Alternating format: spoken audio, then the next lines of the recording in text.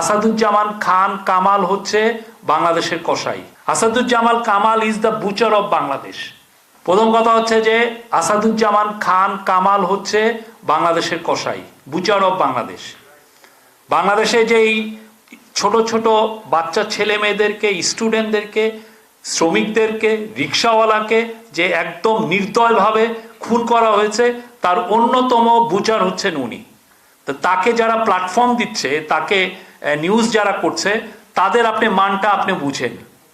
এটা একটা ইন্টারন্যাশনাল এটা একটা বড় রকমের একটা propaganda campaign.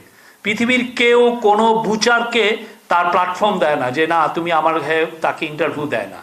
Asaduzzaman Kamal is the butcher of Bangladesh.